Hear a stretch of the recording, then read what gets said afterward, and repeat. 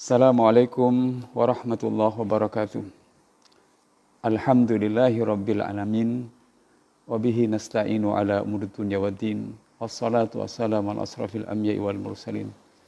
Nabiyina Muhammad wa ala alihi wa sahbihi wa sallim wa barik ajmain.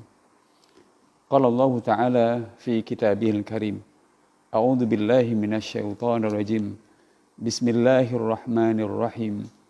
Syahrul Ramadan alladzi unzila fihi al-Qur'an hudal linnas wa bayyinatin minal huda wal furqan. Ma'asyiral muslimin yang dirahmati Allah Subhanahu wa taala.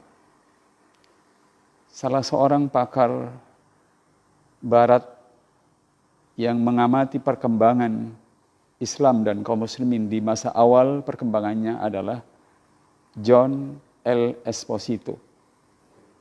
Dalam bukunya Islam The Straight Path dia mengatakan yang paling menakjubkan dari awal perkembangan Islam adalah kecepatan dan perkembangannya. Dalam 10 tahun pasukan Muslim bisa menaklukkan pasukan Bizantium dan Persia. Pasukan Muslim bisa menguasai Irak, Suriah, Palestina, Persia, dan Mesir. Pasukan Muslim tampil sebagai penakluk, penguasa yang berhasil, pembangun dan bukan perusak. Ma'asyiral muslimin yang dirahmati Allah Subhanahu wa taala.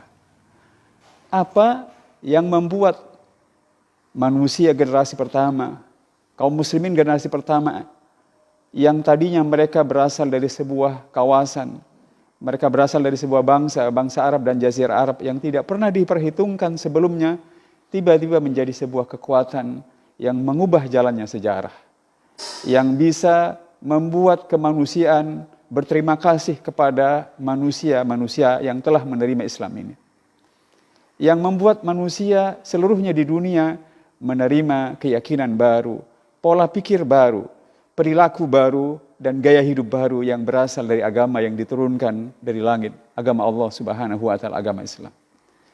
Kata kuncinya adalah Al-Qur'an. Al-Qur'an yang turun kepada mereka, mereka imani, mereka baca, mereka hidup dengannya, mereka mengubah hidupnya dengannya dan kemudian merasakan kebahagiaan dengannya dan mereka menyebarkan kepada sesamanya, berbagi kenikmatan dari langit dan kebahagiaan yang mereka dapatkan dari Allah Subhanahu wa taala. Ma'asyiral muslimin yang dirahmati oleh Allah Subhanahu wa taala. Para ulama sepakat bahwa Al-Qur'an diturunkan kepada kaum muslimin, diturunkan kepada Rasulullah sallallahu alaihi wasallam pada bulan Ramadan. Diturunkan sekaligus ke langit dunia dan diturunkan secara berangsur-angsur dimulai sejak Rasulullah SAW menerima wahyu yang pertama sampai beliau wafat adalah diturunkan di bulan Ramadan. Oleh karenanya tidak berlebihan kaum muslimin yang dirahmati oleh Allah Subhanahu wa taala kalau bulan Ramadan disebut-sebut sebagai bulan Al-Qur'an. Ma'asyiral muslimin yang dirahmati oleh Allah Subhanahu wa taala. Oleh karenanya sekarang ketika kita sedang menghadapi problema kemanusiaan, secara khusus kita sedang menghadapi wabah corona, wabah yang telah menimbulkan begitu banyak kesulitan bagi manusia di dunia ini. Sekarang kita bisa menoleh kepada Al-Qur'an yang kita miliki. Sekarang kita bisa melihat pada sejarah yang telah ditorehkan oleh pendahulu kita sehingga mereka menjadi manusia yang memiliki kontribusi besar bagi kemanusiaan. Ma'asyiral muslimin yang dirahmati oleh Allah Subhanahu wa taala. Oleh karenanya seorang doktor ahli di bidang Al-Qur'an, Dr. Salah Al-Khalidi dalam bukunya Mafatih Ta'ammul Ma'al Qur'an, bagaimana berinteraksi dengan Al-Qur'an, mengingatkan kepada kita bahwa Al-Qur'an diturunkan kepada manusia, kepada kita untuk beberapa tujuan. Dan oleh karenanya tujuan ini harus kita ingat-ingat. Tujuan ini harus selalu mengisi pikiran, perasaan dan jiwa kita agar kita kemudian bisa membentuk diri kita dengan Al-Qur'an. Ma'asyiral muslimin yang dirahmati oleh Allah Subhanahu wa taala. Dalam kitabnya Mafatih Ta'ammul Ma'al Quran, Dr. Khalidi mengatakan bahwa yang pertama, tujuan Al-Quran diturunkan kepada manusia adalah memperkenalkan manusia ini kepada pencipta kehidupan yang hak, yang hakiki, yang benar, yaitu Allah Subhanahu wa Ta'ala.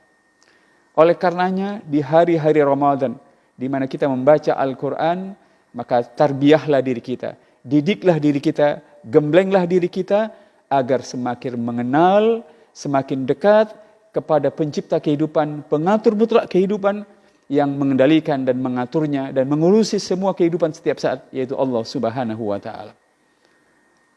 Allah Subhanahu wa Ta'ala menyebut dirinya dengan firman-Nya, yas'aluhu man fis samawati wal ardi kulla yaumin huwa fi sya'n. Setiap saat yang di langit maupun di bumi selalu meminta kepada Allah Subhanahu wa Ta'ala, dan setiap saat Allah selalu sibuk dalam mengabulkan permintaan-permintaan makhluknya itu. Ma'asyiral muslimin yang dirahmati Allah Subhanahu wa Ta'ala. Yang kedua, kata Dr. Fatah Salah Al-Khalidi dalam kitab Mafatih Ta'ammul Ma'al Quran, bahwa Al-Quran diturunkan kepada manusia untuk membimbing manusia bagaimana mendekat, beribadah, mengabdi kepada Allah Subhanahu wa Ta'ala, kepada Tuhan yang telah dikenalnya itu dengan ibadah dan pengabdian yang sebaik-baiknya. Oleh karenanya, yang kedua, kalau kita ingin mentarbiyah, menggembleng diri kita semuanya dengan Al-Quranul Karim, maka gemblenglah diri kita, didiklah diri kita dengan ibadah yang dituntunkan oleh Al-Quranul Karim, yang ditunjukkan oleh Allah Subhanahu wa Ta'ala dalam kitab sucinya, sehingga kita bisa menjadi sedekat-dekatnya kepada Allah Subhanahu wa Ta'ala yang menciptakan kehidupan. Yang ketiga, tujuan diturunkannya Al-Quran kepada manusia, kata beliau dalam kitab Mafatih Ta'ammul Ma'al Quran, adalah agar manusia bisa membentuk dirinya menjadi manusia yang unggul, sempurna di semua sisi kehidupan, sesuai dengan kemampuan masing-masing. Mudah-mudahan kita juga berusaha sekuat tenaga di bulan Ramadan ini, setiap ayat demi ayat yang kita baca, surat demi surat, juz demi juz yang kita baca, kita bentuk diri kita, kita sempurnakan diri kita setahap demi setahap agar menjadi manusia yang semakin sempurna, semakin baik dengan Al-Quran. Kita bina diri kita dengan Al-Quran agar semakin baik, semakin sempurna, semakin berkembang, semakin unggul di semua sisi, sesuai dengan kemampuan kita masing-masing dalam melakukannya. Ma'asyiral muslimin yang dirahmati oleh Allah Subhanahu wa Ta'ala.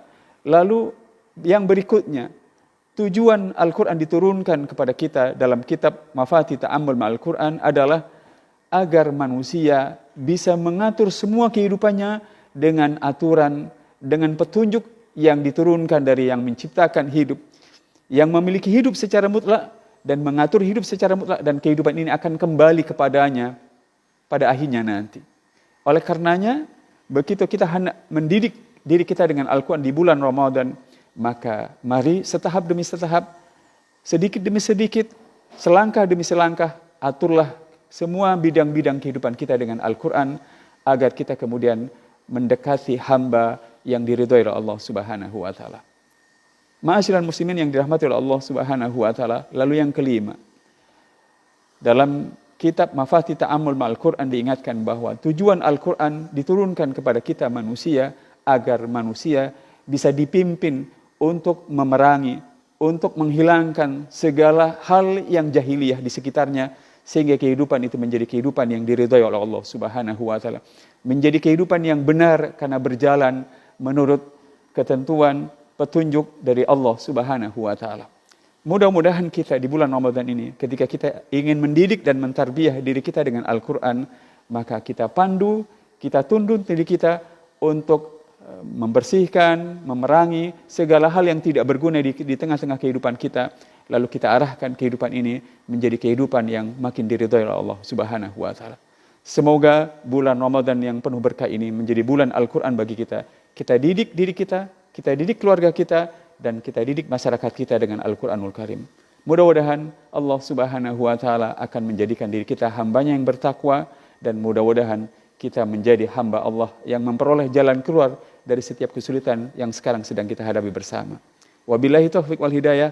Wassalamualaikum warahmatullahi wabarakatuh.